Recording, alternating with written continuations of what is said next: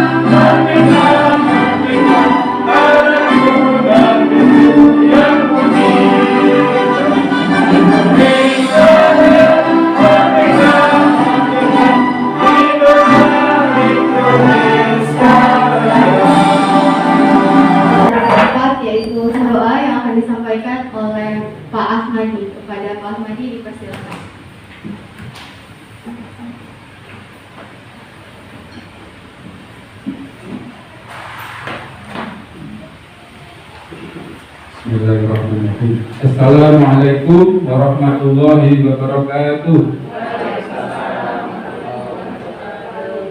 Marilah kita hening sejenak untuk mengucapkan doa kepada Allah Tuhan Yang Maha Kuasa. Untuk itu, marilah kita awali dengan bacaan buku kitab Al-Fatihah.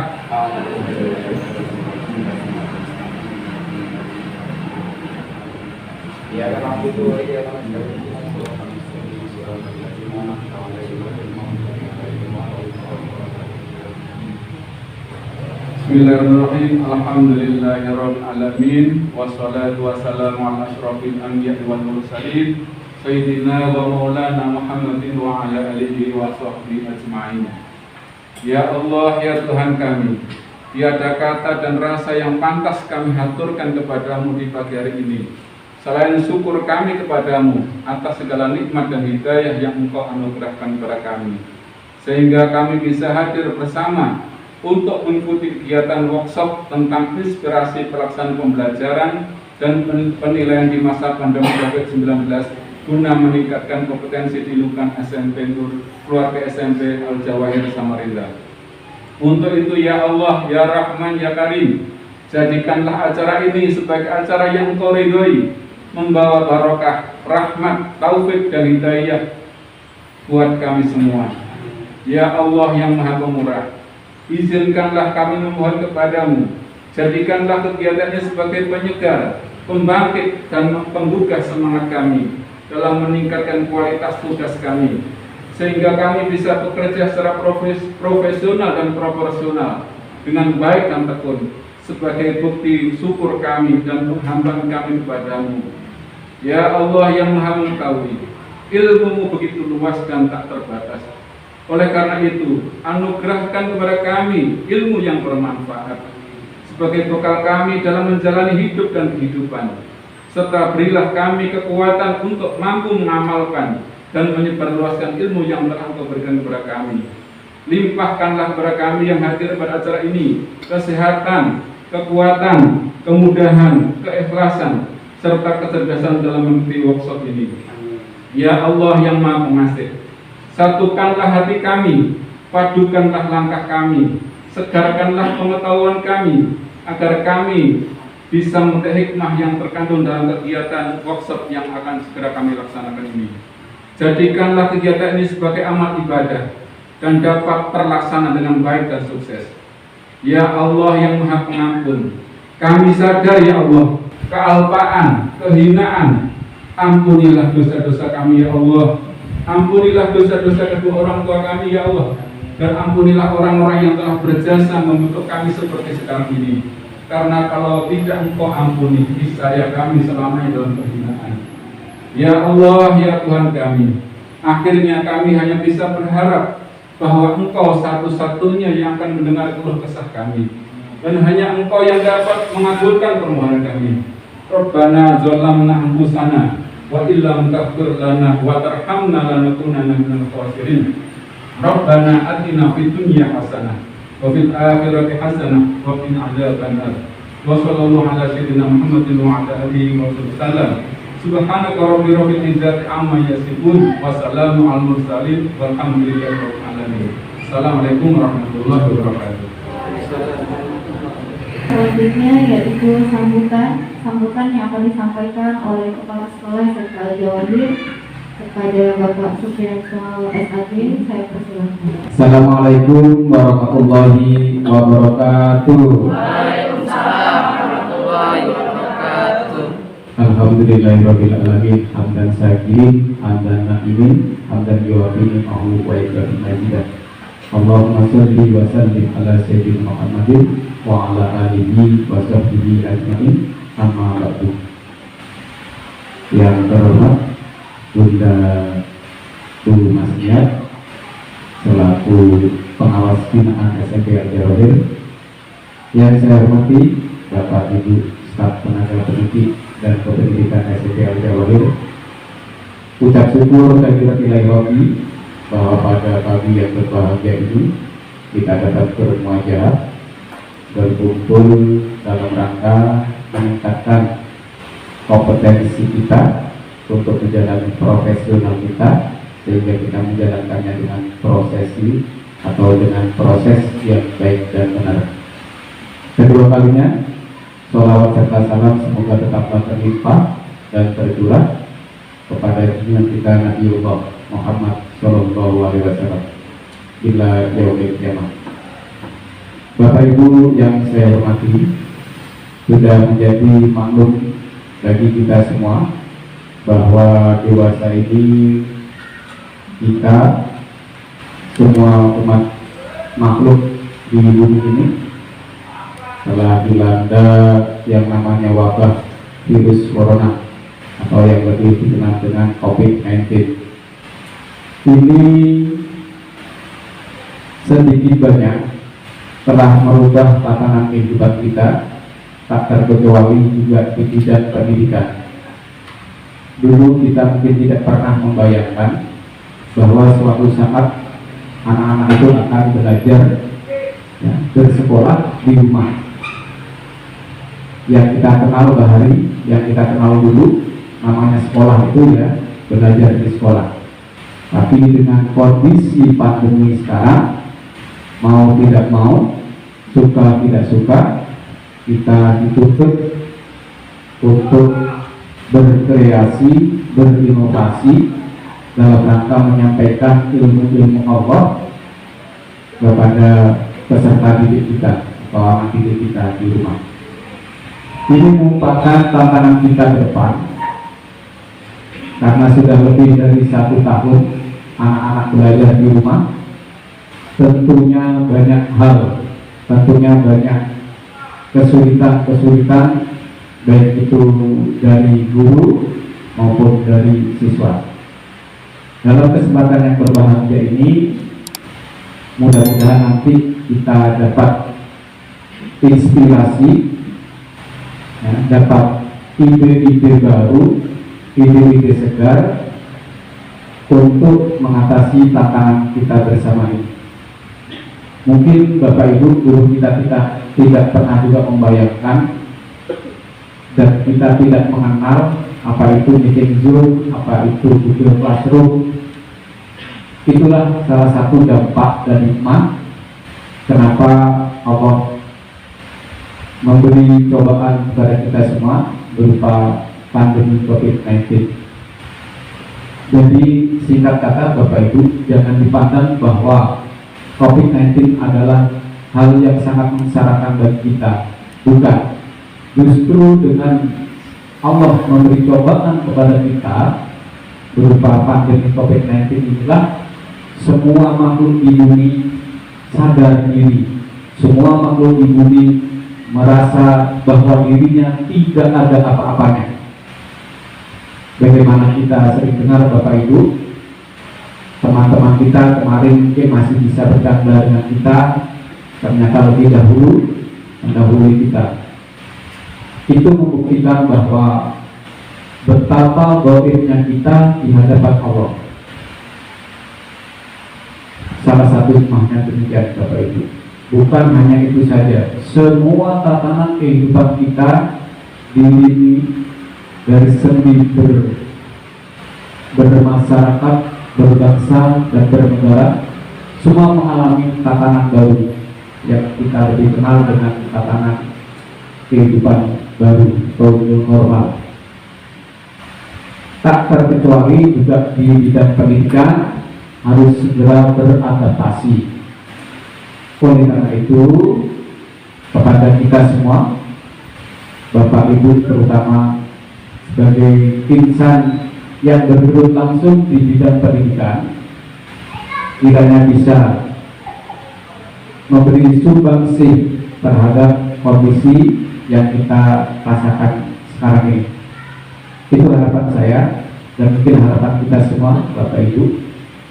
Selanjutnya kepada Bunda Bu Masnyar, kiranya nanti bisa menyampaikan materi. Bapak Ibu, demikian yang dapat saya sampaikan untuk membangkitkan semangat kita.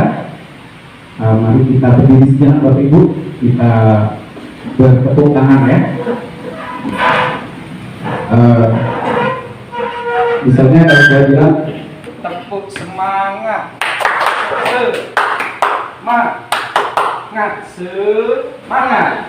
Oke, itu Bapak Ibu ya. Kita coba tepuk semangat. Semangat. Suaranya kurang kompak Bapak Ibu. Jangan terpengaruh dengan suasana yang redup. Ya, enjoy Bapak Ibu. Di masa pandemi ini, salah satu untuk meningkatkan imun kita bawa enjoy itu ini ya. Ya, kita ulang. Tepuk semangat. Semangat. Oke, terima kasih Bapak Ibu. terima kasih teman-teman. Ya. supaya nggak terlalu tegang. Demikian Bapak Ibu dari saya, kurang lebihnya mohon maaf. Wabillahi taufiq wal hidayah. Wassalamualaikum warahmatullahi wabarakatuh.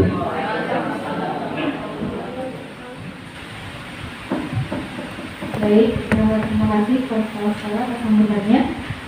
Kita memasuki acara inti. Acara selanjutnya yaitu penyampaian materi tentang inspirasi pelaksanaan pembelajaran dan penilaian di masa pandemi COVID-19 yang akan disampaikan oleh Ibu Hajah Masniar SPG. Kepada Ibu Masniar, saya persilakan.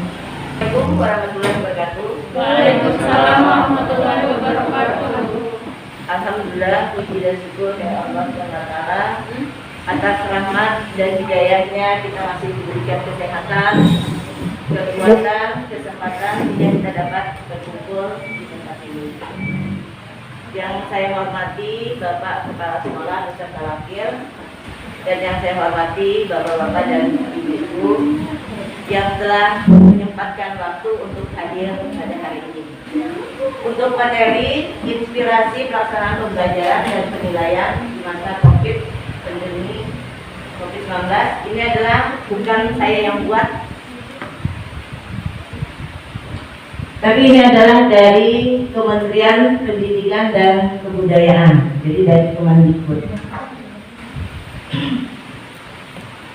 Inspirasi pelaksanaan pembelajaran dan penilaian di masa pandemi COVID-19. Adapun cakupan materi itu yang pertama adalah kita memastikan zona wilayah sekolah.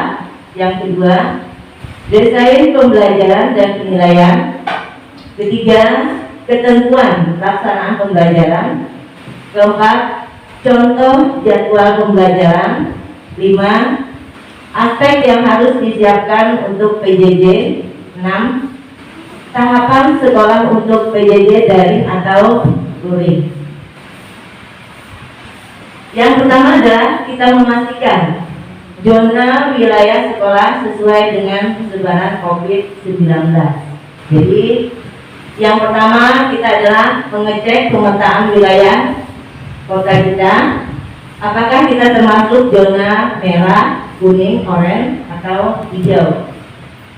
Data itu berasal dari tim gugus COVID-19 provinsi atau kabupaten kota. Yang kedua, mencermati surat edaran, keputusan, peraturan gubernur, bupati, wali kota, kepala dinas pendidikan kabupaten atau kota tentang pelaksanaan pembelajaran di sekolah. Ketiga, melakukan diskusi dengan komite sekolah tentang pelaksanaan pembelajaran di sekolah berasal dari surat edaran atau surat keputusan peraturan gubernur, bupati, wali kota atau kepala dinas pendidikan. Yang kedua, desain pembelajaran dan penilaian itu sesuai dengan zona penyebaran COVID-19. Apakah zona kita termasuk zona merah, oranye, kuning, atau hijau? Yang ketiga, desain pembelajaran. Strateginya yaitu kita menggunakan pembelajaran jarak jauh atau blended learning, pembelajaran kombinasi dengan metode live classroom, pembelajaran kelas terbalik, dan tujuan pembelajarannya adalah blended learning, pembelajaran kombinasi. Itu adalah strategi pembelajaran yang memadukan antara berbagai kombinasi interaksi pembelajaran serta memanfaatkan berbagai bentuk bahan atau sumber belajar dengan menggunakan moda luring, daring atau kombinasi keduanya. Jadi classroom atau pembelajaran kelas terbalik. Classroom itu adalah merupakan suatu metode pembelajaran di mana peserta didik itu mempelajari materi belajar di luar sekolah atau di rumah secara mandiri, kemudian melakukan diskusi atau pembelajaran aktif learning pada saat bertatap muka dengan guru. Metode pembelajaran ini biasanya dapat diawali dengan belajar mandiri serta dilanjutkan dengan pembelajaran tatap muka dengan guru, baik belajar mandiri maupun tatap muka menggunakan modal luring dan atau daring sesuai kondisi. Ini contoh jadwal zona merah dan oranye. Di dalam jadwal ini kegiatan pembelajaran transisi zona merah dan oranye. Misalnya kita memiliki kelas 7. Kelas 7 ini misalnya ada 3 kelas ya, 7A, B, dan C. Kalau kita masuk di zona merah dan oranye, kita langsung boleh kelas 7 jadi 1. Tadi A, B, C tadi 1 yang menyampaikan materi. Kelas 7. Nah, misalnya di kelas 7 ini misalnya Pak Ahmadi. Pak Ahmadi itu mengajar kelas 7A, B, dan C. 3 kelas misalnya. Nah, Pak Ahmadi bisa siswanya tadi jadikan 1 A, B, C ini. 1 kali saja menyampaikan materinya. Jadi anak-anaknya dijadikan 1. Itu kalau Zoom atau WA ini. Jadi matematika, IPA, dan sains. Jadi 1 hari itu hanya 4 mapel. Ini maksimal. Ini. Nah, hari kedua sama. Tiap mapel 4 mata pelajaran. Dan hari ketiga juga sama 4 mata pelajaran. Nah, untuk hari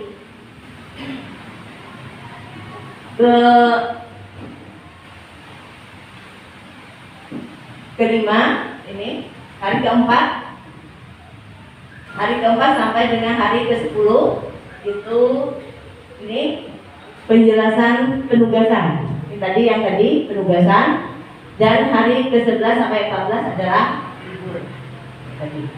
Ini kalau zona merah dan oranye. Sama kelas 8 juga sama. Ini untuk hari pertama sampai hari ketiga tadi tatap muka. Hari keempat sampai ke-10 itu penugasan mandiri, dan 11 sampai 14 itu adalah libur. Ini. Kelas 9 juga sama. Jadi kalau ada kelas yang misalnya 9A, B, itu bisa dijadikan 1. Kalau gurunya 2, bergantian menyampaikan. Boleh. Jadi dijadikan 1. Ini untuk zona merah dan oranye. Tapi kalau zona kuning dan hijau, kalau zona kuning dan hijau, tetap anak-anak 7A jadwalnya sendiri, 7B, 7C masing-masing. Jadi tidak boleh dijadikan 1. Jadi masing-masing per mapelnya kita buat jadwal seperti biasa. Ini. Tapi jadwalnya adalah per minggu. Per minggu 3 hari kita menyampaikan tatap muka, 2 harinya mandiri penugasan, dan 2 harinya adalah libur. Jadi masing-masing jadwalnya kalau zona kuning dan hijau. Kecuali tadi merah dan oranye bisa dijadikan 1. 5 aspek yang harus disiapkan untuk pembelajaran jarak jauh. Yang pertama, kesiapan sarana prasarana. Yang kedua, pemetaan kompetensi guru dalam memanfaatkan TIK. 3, perencanaan pembelajaran. 4, kesiapan peserta didik. 5, panduan pelaksanaan pembelajaran jarak jauh. 6, untuk kesiapan sarana dan prasarana. Ini. Metode pembelajarannya, kalau dari sarana dan prasarana yang harus kita siapkan, gadget atau HP, laptop. Nah, peserta didik harus punya, pendidik atau guru punya, peserta didik juga punya. Ini kalau daring. Jadi HP dan laptop peserta didik dan guru memiliki. Untuk Koneksi internet juga, kalau kita daring, guru memiliki, peserta didik juga memiliki internet. Modul belajar mandiri dan lembar kerja, guru memiliki, memberikan kepada peserta didik juga memiliki. Nah, tetapi kalau RPP daring yang memiliki hanya guru atau pendidik, siswa tidak perlu memiliki RPP, jadi hanya guru. Kalau luring sarananya televisi atau radio. Kalau gurunya memiliki, siswanya juga harus memiliki radio dan televisi. Sambungan listrik, ya kalau luring ini peserta didik memiliki dan guru juga memiliki sambungan listrik. Modul belajar mandiri dan lembar kerja, guru memiliki, peserta didik juga memiliki. Tapi kalau RPP hanya guru, peserta didik tidak. Berapa jumlah siswa dan guru yang telah menyiapkan sarana dan prasarana tersebut. Jadi kita harus membuat instrumen dulu. Apakah kalau kita daring yang disiapkan tadi siswa semua memiliki atau tidak? Pemetaan kompetensi guru dalam pemanfaatan TIK. Ini teknologi yang digunakan. Kalau menggunakan Zoom, ini jumlah guru, kalau kita menggunakan Zoom, ada yang tidak mampu, agak mampu, atau mampu semua. Jadi kalau Zoom, kita harus mendata berapa guru yang tidak bisa menggunakan Zoom, atau ada juga guru mampu, agak mampu, dan mudah-mudahan SMK Al-Jawahir ini semua mampu kalau menggunakan Zoom. Kalau menggunakan Google Classroom, saya rasa semua bisa ya. Ini agak mampu, tidak mampu, mampu. Jadi kita data di sekolah itu data. Nah, kalau Google Drive ini yang tidak mampu berapa, agak mampu berapa, atau mampu semua. Jadi kita data. Pemanfaatan kuis. Ini jumlah guru yang tidak mampu ada nggak? Nggak mungkin ya kalau kuis ya. Saya rasa mampu semua, agak mampu dan mampu. Jadi tetap didata. Sekolah memiliki data ini untuk pemetaan kompetensi guru dan teknologi lainnya. Tahapan sekolah untuk pembelajaran daring atau luring. Tahapan perencanaan. Uraiannya yang pertama adalah mengidentifikasi kemampuan IT guru dan siswa. Yang kedua, mendata kesediaan sarana dan prasarana. 3. Guru menentukan strategi pembelajaran daring atau luring. 4. Guru menyusun bahan ajar yang akan digunakan sesuai strategi yang digunakan. 5. Berkoordinasi dengan orang tua berkaitan dengan penugasan. 6. Membentuk forum komunikasi daring atau luring. 7. Menentukan evaluasi dan penilaian. 8. Kepala sekolah menyusun instrumen supervisi dan monet. Pelaksanaannya, guru mengirim materi pembelajaran dan penugasan secara daring atau luring. Peserta didik mengerjakan tugas secara mandiri sesuai waktu yang ditentukan oleh guru. 3. Guru dan peserta didik berinteraksi secara daring atau luring. 4. Peserta didik mengirim hasil pekerjaan. 5. Guru melakukan umpan balik dan penilaian. Lanjutan, pengawasan sumber daya organisasi. Uraiannya, guru mengevaluasi efektivitas dan efisiensi pembelajaran daring atau luring. 2. Pemetaan kesulitan dan kemudahan pembelajaran daring atau luring. 3. Kepala sekolah melakukan supervisi. 4. Evaluasi untuk perbaikan pembelajaran dan menentukan tindak lanjut. Mungkin ada yang belum jelas, bisa ditanyakan. Ya kalau saya tidak bisa menjawab hari ini, mungkin besok atau selanjutnya. Demikian untuk penyampaian materi Untuk hari ini saya akhiri. Wassalamualaikum warahmatullahi wabarakatuh.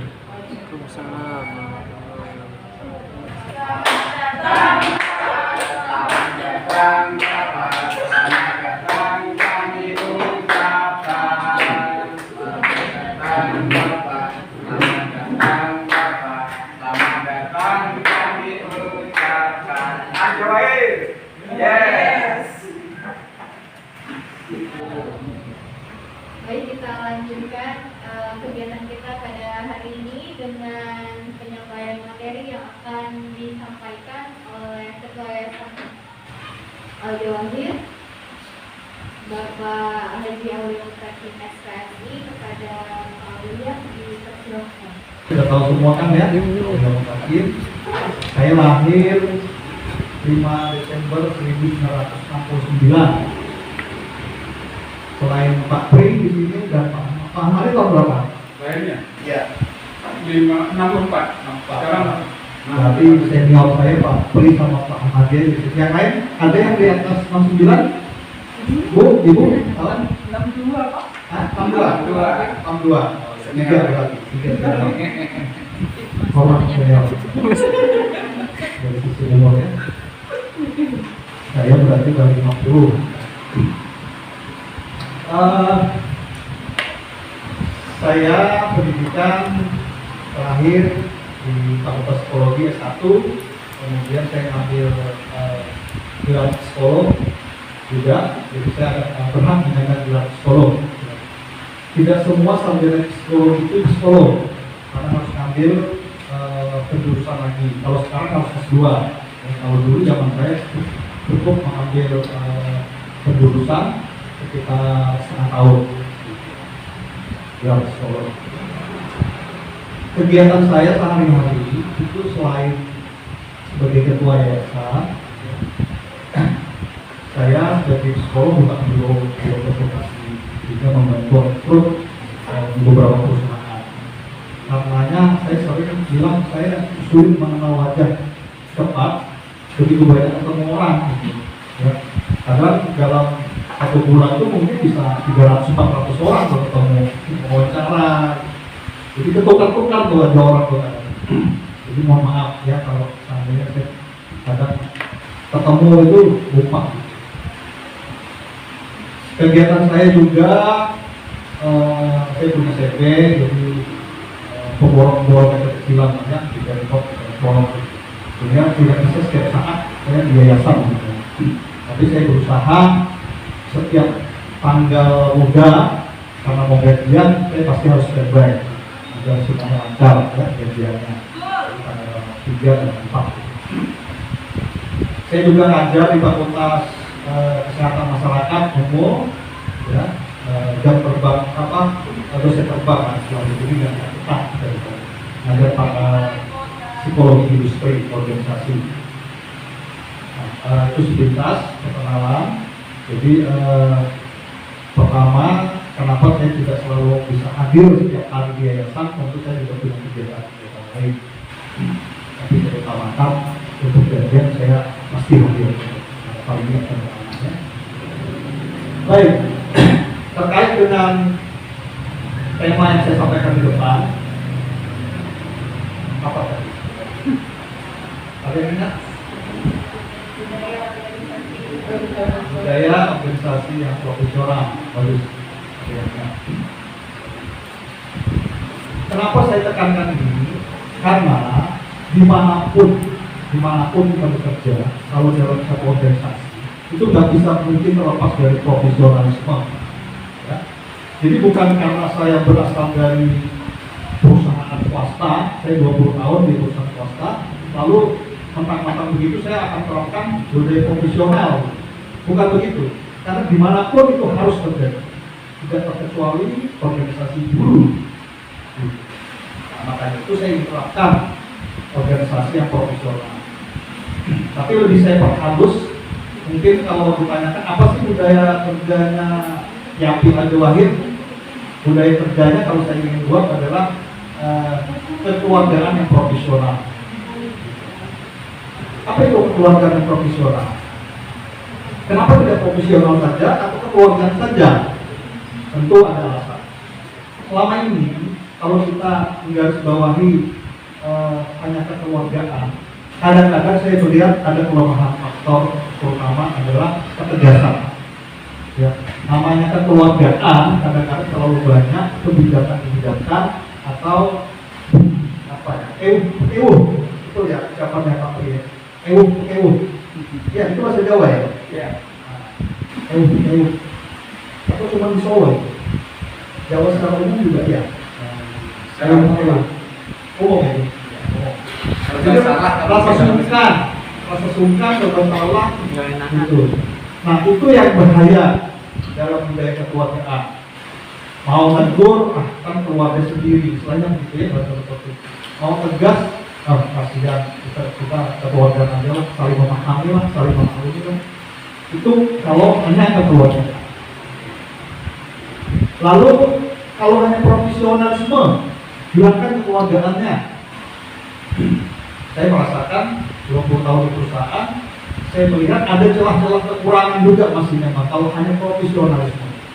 Kenapa? Karena kadang terlalu kaku. Ya, profesionalisme di perusahaan terlalu kaku. Tidak ada kekeluargaannya istilahnya. Misalnya ini,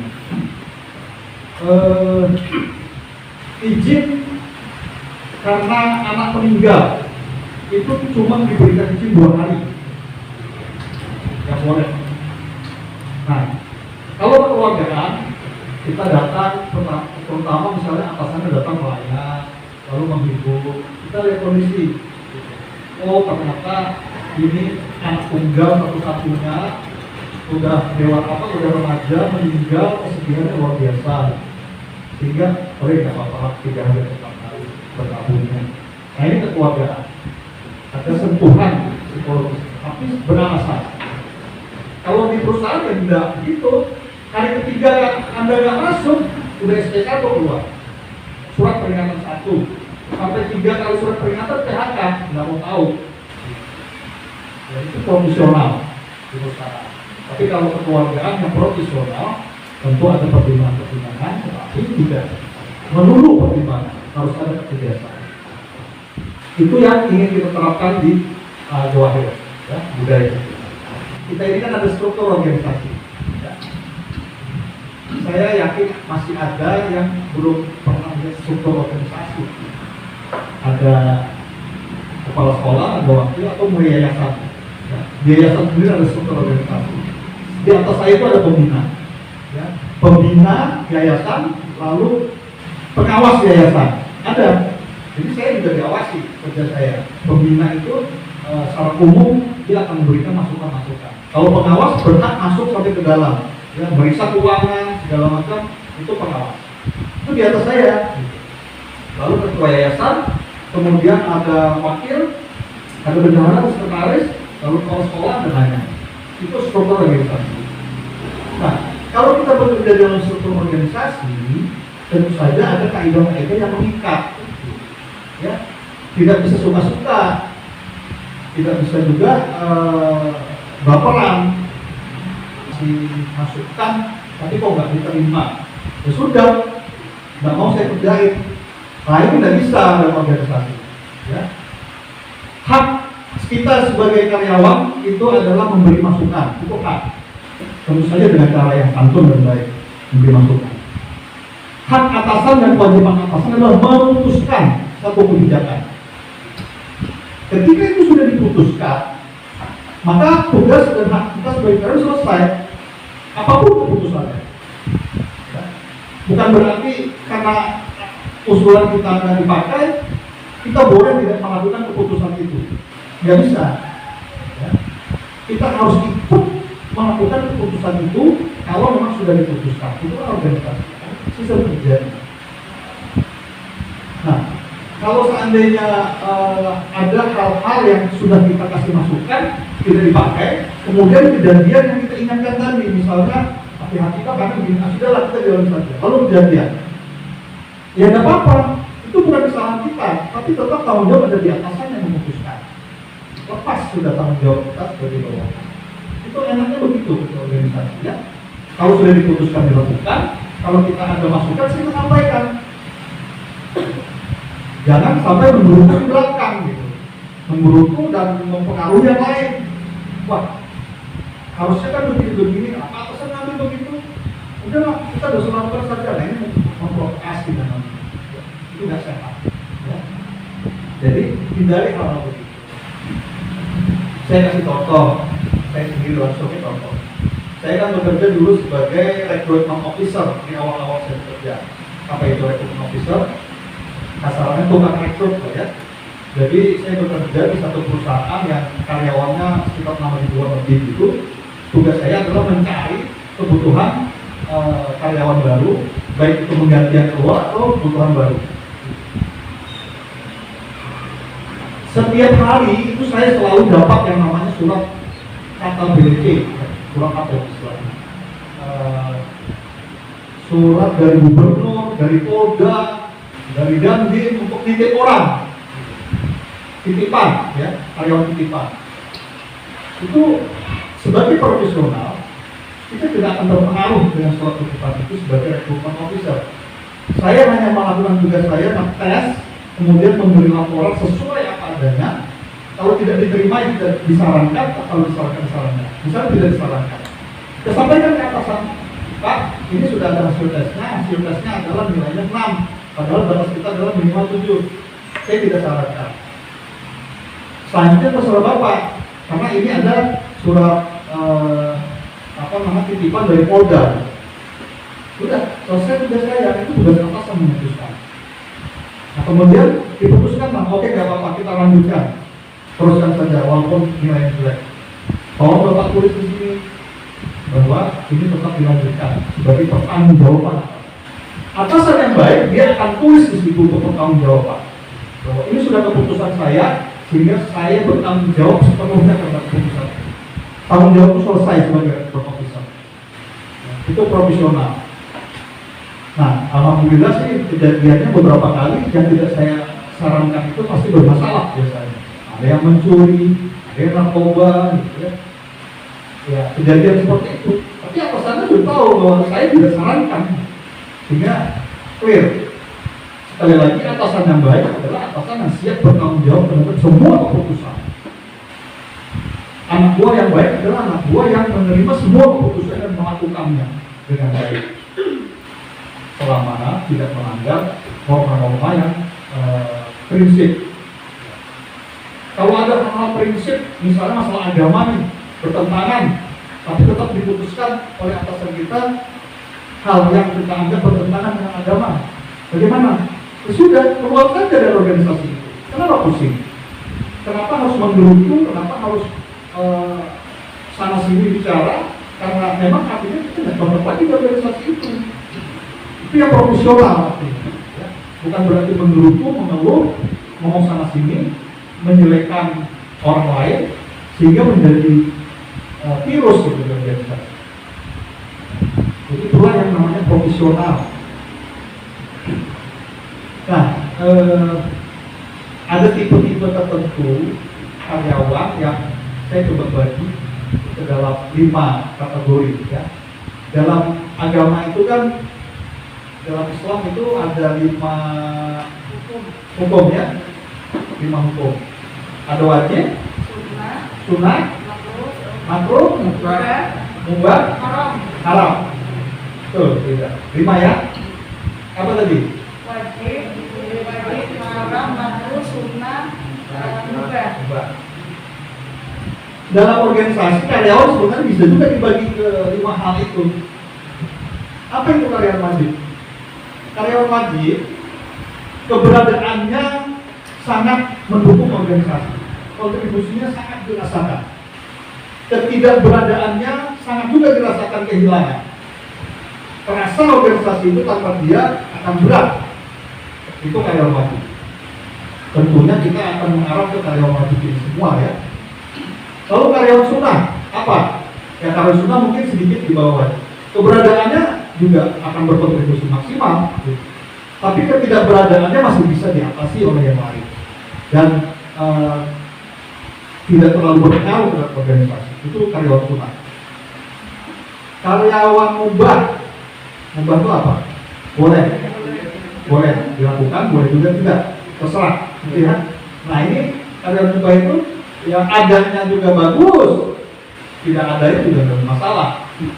Ya, itu karyawan mubah. Adanya membantu juga, tapi ya tidak adanya juga apa-apa. Lalu makruh ini sebaliknya ya, adanya mengganggu malah. Tidak adanya nggak malah enak, malah nyaman gitu. Lalu karyawan haram, nah ini paling ngeri ya, keberadaannya sangat ditakutkan, sangat mengganggu. Kalau bisa secepatnya hilang. Itu bagi begitu bisa ya.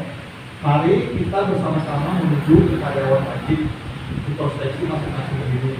Kira-kira keberadaan kita di organisasi ini itu sangat berkontribusi ya untuk organisasi. Organisasi yang baik adalah organisasi yang tentu saja memotivasi kita bekerja dengan baik. Tapi memotivasi orang baik gitu ya, bukan berarti harus semua yang termotivasi, enggak juga. Karena yang namanya karyawan haram tadi, karyawan makruh tadi, biar dimotivasi bagaimanapun pasti bermasalah. Jadi tidak ada kewajiban organisasi untuk memperbaiki karyawan haram menjadi karyawan wajib, nggak ada. Semuanya harus profesional memperbaiki diri sendiri. Nah, sehingga tugas organisasi adalah membuat semua karyawan wajib yang sudah bagus ini itu bertahan dengan baik. Itu kewajiban organisasi untuk membuat budaya itu.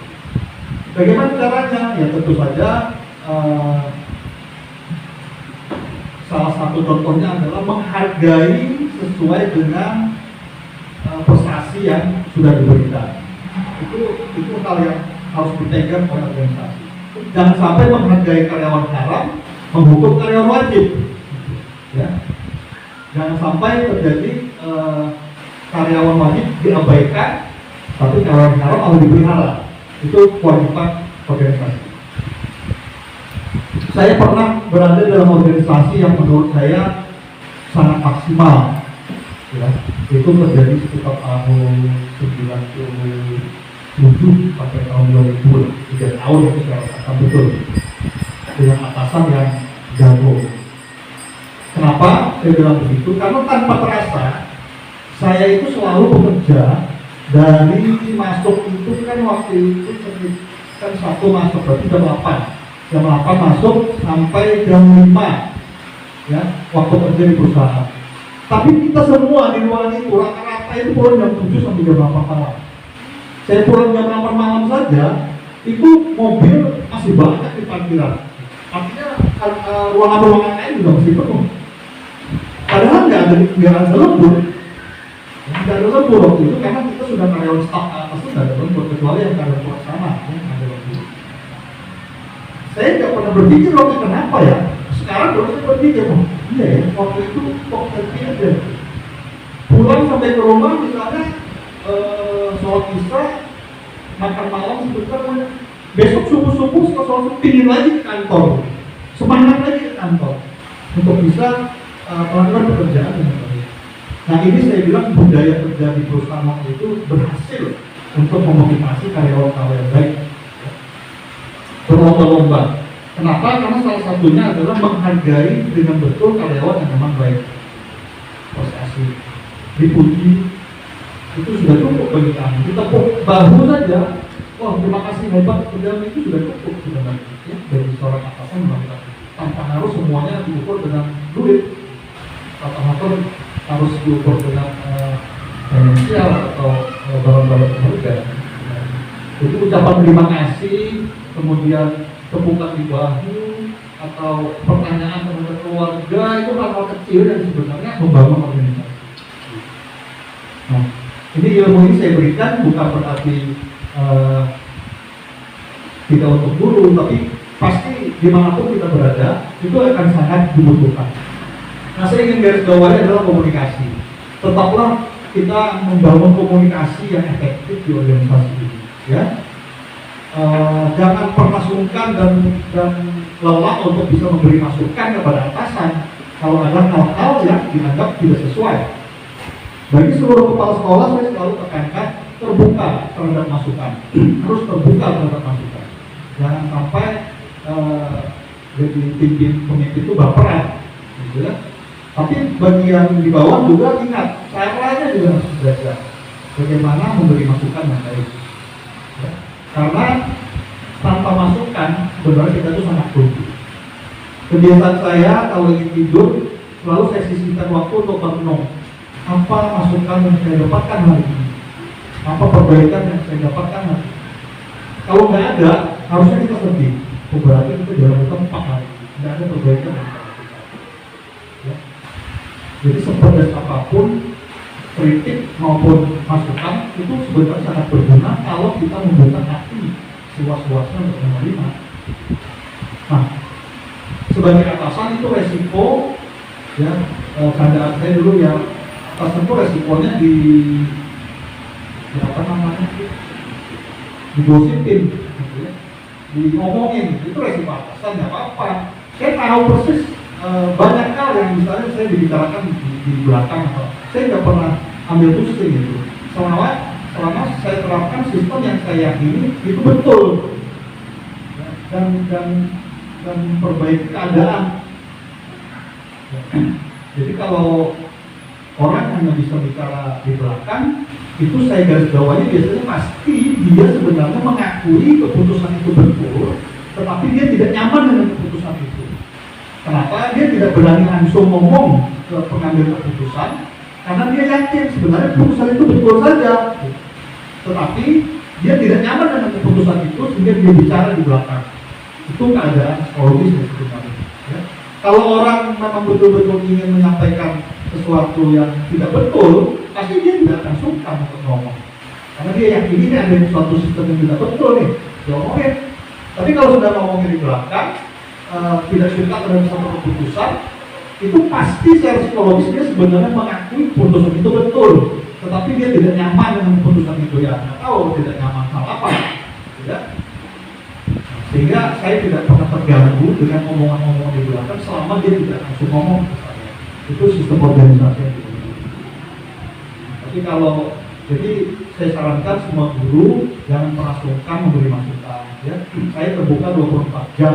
WA saya boleh di WA siapa saja, ya, untuk memberi masukan. Tidak ada masalah. Ya. Ada beberapa guru kadang, ya, dengan minta maaf yang banyak dulu baru dia ngomong. Tidak perlu sebenarnya. Tidak perlu minta maaf, tidak perlu sungkan. Bicaralah, sampaikan apa yang ingin disampaikan. Kalau memang masukannya bagus, ya akan saya ucapkan terima kasih dan saya jalankan. Kalau memang masukan itu menurut saya keliru, ya akan saya luruskan. Jadi jangan pernah menutup diri deh. Organisasi itu terbuka, jangan pernah berpersepsi bahwa nanti saya kasih masukan ini, saya ditandai. Tidak ada ya.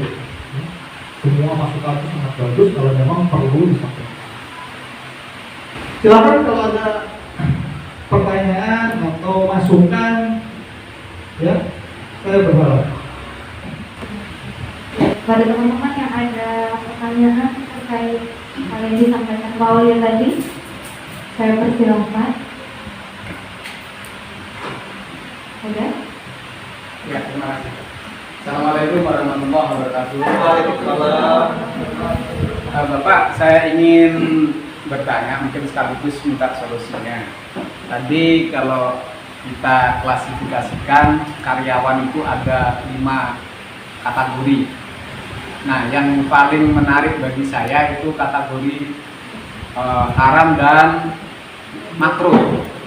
Nah, saya selaku kepala sekolah mungkin sedikit banyak juga banyak pengalaman, banyak berhadapan dengan guru ataupun bahkan dengan orang lain yang menurut saya barangkali itu masuk dalam kategori itu. Nah, yang ingin saya sampaikan, ingin saya pertanyakan itu bagaimana solusi kita memberi pengertian pada karyawan atau orang lain yang mungkin tidak sependapat dengan kita, yang menurut kita masuk dalam kategori haram ataupun makruh tadi, tanpa yang bersangkutan itu tidak merasa tersinggung begitu, dan dengan sukarela, dengan hati gembira, dengan hati riang, akhirnya bisa menerima. Nah, memang kalau tadi saya sekilas menyimak penjelasan Bapak seolah-olah itu kalau sudah dinasihatin, diingetin, tidak bisa berubah, itu bukan wewenang kita. Tapi kan dalam agama itu ada istilahnya dakwah, Pak. Jadi ada istilah dakwah. Hari ini dikasih tahu sekali, mungkin tidak apa-apa, tapi kita masih berkewajiban berdakwah sampai dakwah itu berhasil, atau bahkan sampai semaksimal mungkin lah gitu. Nah, dalam hal ini saya ingin minta solusi dari Bapak atau sekaligus sharing gitu ya. Ini saya sharing apa yang saya alami selama ini.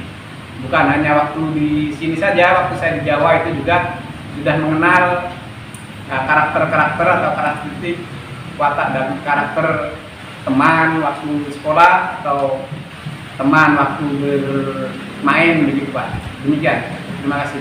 Saya juga membagi karyawan itu mulai kotak di atas paling atas itu start. Start itu artinya wajib tadi ya, intinya start itu bintang, di mana baik itu potensi maupun kinerjanya itu sangat bagus. Jadi dikasih target 6 dia bisa 8, kasih target 8 dia bisa 10, sampai betul-betul dia maksimal. Biasanya gitu, yang penting dia akan lebih terus, baru kelihatan. Nah ini terus dipromosi karyawan itu karyawan start. Saya coba gambarnya, ya. Jadi gambarnya seperti ini. Ada ini apa nih kalau guru matematik namanya? Ini X, ini Y gitu. Sumbu, sumbu ya. Koordinat ya. Oke. Tapi ini bukan sumbu koordinat ya. Ini kesini potensi, ini kesini kinerja. Jadi sumbu Y ini potensi, sumbu X ini kinerja. Potensi itu sesuatu yang dimiliki tapi belum menjadi kinerja, atau yang sudah menjadi kinerja juga bisa. Orang itu misalnya sebenarnya jago balap mobil, tapi dia belum menjadi juara, tapi kita lihat potensinya ada. Nah itu potensi. Ketika dia juara dan mendapatkan hasil, itu namanya kinerja yang sudah ditunjukkan, ya. Jadi gambar ini menunjukkan itu. Nah, saya bagi 5 juga. Saya bagi 5. Paling pojok Y ini start namanya, ya. Ini karyawan, kotaknya kenapa kecil? Karena biasanya nggak banyak, nggak banyak, ya, nggak sampai 50%, paling 25% itu start, bintang. Lalu ini namanya potensial people, potensial, ya. Di bawah start tapi juga bagus. Ini namanya standar, ya, standar. Ini namanya problem, lalu di bawah itu saya biasanya sebut deadwood, ya, kayu mati gitu. Ini bahasanya saja, tapi istilahnya nanti saya jelaskan. Start jelas ya, start itu kinerjanya A, ini kan A, B, C, D, E. Kinerjanya selalu A, lalu potensinya juga tinggi, ya. Ini start. Potensi yang potensial itu di bawah start, yang standar ini kinerjanya bagus, tapi potensinya sudah terbatas untuk kita kembangkan. Jadi dia hanya di satu bidang bagus, kemudian untuk dikembangkan lebih jauh itu sudah terbatas potensinya. Itu standar. Semua karyawan ini baik itu start, potensi maupun standar itu bisa suatu waktu bisa jadi karyawan yang problem, ya. Ini problem employee. Makanya saya bilang jatuhnya bisa ke sini semua. Nah, sebagai atasan, kewajibannya lah untuk memantau terus keberadaan karyawan-karyawan ini. Ketika satu saat karyawan itu kelihatan bermasalah, jangan didiamkan. Langsung saat itu juga dipanggil, ditanyain ada apa, masalah apa yang bisa saya bantu dan segala macam. Jangan sampai ketika dia sudah jadi deadwood yang betul-betul nilainya jelek, habis baru kita panggil. Ini kalau saya ibaratkan dengan pertanyaan Pak B tadi, sebenarnya karyawan wajib, karyawan halal, ya, karyawan sunnah itu bisa aja jatuh problem semua, karena namanya manusia. itu pasti mengalami hal-hal yang sifatnya problem. Ya, misalnya karyawan itu bagus tadinya, ketika menikah, malah turun gitu kinerjanya. Ada apa nih? Dipanggil lah saat itu, jangan dibiarkan sampai dia betul-betul menjadi karyawan haram gitu, karyawan yang bermasalah. Itu tugas atasan, manggil sebelum betul-betul jadi masalah.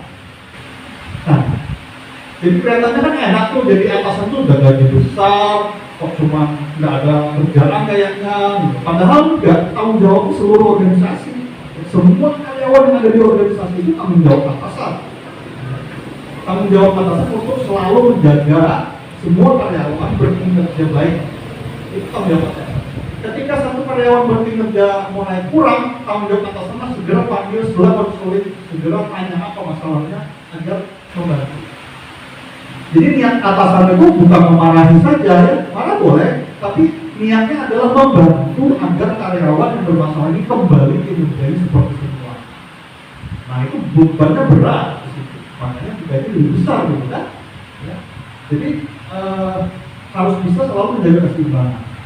Jadi saya dulu pernah membawai sekitar mungkin 60-an orang ya, dan semua 60 itu saya punya catatan tersendiri, bukunya sendiri setiap orang itu masih saya simpan.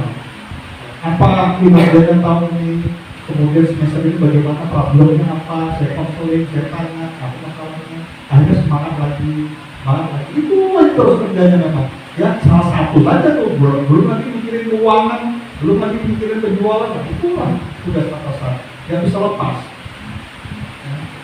yang bisa lepas dari tugas. Jadi kalau mau jawab pertanyaan Pak Pri, bagaimana caranya? Tentu jangan sampai kita kelewatan tiba-tiba sudah menjadi karyawan haram. Itu pasti berproses. Pelan-pelan dia akan kelihatan kurang. Nah itu karena dibiarkan kita panggil. Satu. Kedua, organisasi profesional beda dengan organisasi sosial. Harus dibedakan. Ya. Organisasi sosial kayak misalnya Panti Jompo itu organisasi sosial, nggak ada profit, nggak ada berharap keuntungan dari sana. Betul-betul mengabdi. Beda. Kalau kita di pekerja profesional itu ada batasnya. Batasnya untuk membantu, bukan berarti kita harus membantu terus. Ketika kita sudah bantu, ketika ada problem sekali, 2 kali, 3 kali, masih juga problem, bahkan semakin turun, sudah lupakan. Tahu kan artinya lupakan? Ya, artinya kita tawarin mundur atau kita PHK. Jangan membebani organisasi terlalu lama, kasihan yang lain. Dan atasan itu masih banyak yang harus dipikirkan selain memikirkan dia. Ada batasnya, tapi sudah dibantu, harus sudah dibantu baru kita masukkan ke Gitput. Kemudian ketiga, bagaimana menjaga perasaan? Nah ini yang berat. Kalau tugas atasan itu yang pertama itu harus berani tidak populer di depan anak buah. Jangan hanya mengharap populer. Paham nggak maksudnya? Kalau yang mengharap populer ini selalu ingin disenangi, ya, selalu ingin dipuji, nggak mau menyakiti bawahan, takut untuk menegur, nah itu kacau organisasi ini. Jadi harus juga kita punya ketegasan, jangan hanya menjaga perasaan. Ketika memang hal yang patut kita sampaikan itu walaupun mungkin pastilah tidak suka yang namanya dikasih masukan. Nggak mungkin kita memilih kata-kata dulu 2-3 malam berpikir kata-kata yang bagus dan nyakitin hati, itu repot. Ya, resiko sebagai atasan memang sesuatu itu tidak disukai. Tapi ingat, saya yakin orang yang tidak menyukai kita itu pasti karyawan yang minimal problem. Nggak mungkin karyawan star yang tidak menyukai kita. Itu saya garis bawahi. Karena bagi saya karyawan star itu pasti mudah dibimbing dan dibina. Tapi kalau sudah karyawan problem, itu maunya banyak. Ya, dikasih tahu kalau bisa A- lah, jangan terlalu tinggi. Ya. Pak kalau ini gimana, saya maunya gini, susah kalau gitu. Itu terlalu banyak mengeluh, itu pasti problem. Dan kita kalau menjaga karyawan seperti ini ya tidak habis-habis. Jadi mohon maaf juga, saya kadang-kadang memilih kata-kata itu tidak harus susah-susah gitu. Apa adanya saja sampaikan, bahwa memang itu tidak bagus, sampaikan tidak bagus. tujuan organisasi A kita sampaikan. Karena kadang-kadang kalau kita coba poles-poles biar bagus, biar kita menyakiti hati, bisa jadi apa yang kita ingin sampaikan nggak sampai. Daripada kita ingin halusnya kalimatnya, nah, itu yang bahaya juga. Ya. Jadi kita kira sudah sampai, padahal belum. Kemudian kita menunggu hasilnya. Ketika ditanya hasilnya salah, ternyata salah paham, salah komunikasi, itu juga bahaya. Jadi sebagai atasan, pastikan apa yang kita inginkan itu tersampaikan dengan baik ke bawahan dulu, itu dulu yang pertama. Makanya kita ulang-ulang, sudah paham nggak? Kalau menurut paham, menurutku gimana? Coba jelaskan lagi. Udah oke, baru kita tunggu hasilnya. Itu fair. Tapi ini enggak, kadang-kadang bisa ada atasan yang cuma ngomong dalam hati. Dia kira sudah ngomong, padahal baru perasaan dia. Lalu ditanya, mana sih? Bapak belum ngomong kok. Hati-hati juga ya. Jadi sebagai atasan harus pastikan dulu, ini nyampe enggak nih harapan saya terhadap bawahan guru. Begitu juga dengan guru ke murid, ke siswa. Pastikan bahwa siswa itu memahami apa yang kita inginkan. Kalau ternyata belum paham, ya jangan kita tuntut dong. Orang yang belum paham, pastikan dia tak paham. Jangan-jangan salahnya di komunikasi kita. Kita kira sudah sampai, ternyata dia belum paham. Lalu 2 hari kemudian kita tanya hasilnya, ya jelas tidak sesuai, orang belum paham. Jadi pastikan juga paham, kemudian baru kita monitor. Yang sering saya katakan kan berkali-kali, semua pekerjaan itu bisa didelegasikan kecuali kontrol. Ya, semua pekerjaan bisa didelegasikan ke bawah kecuali kontrol.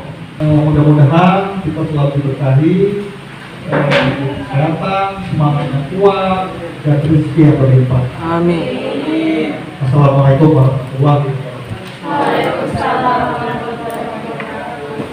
Acara selanjutnya adalah penyerahan berkas hadiah pembagian tanah hibah dari Ibunda Haja Siti Rohani Rashidi yang berada di Kelurahan Mekake, Samarinda dengan ukuran sebidang tanah 10 x 15 meter persegi kepada nama-nama berikut ini supaya berkenan untuk maju ke depan. Yang pertama Bapak Supriyanto SAG, yang kedua Ibu Maskanah SPDI. Selanjutnya menyerahkan berkas pembagian tanah hibah.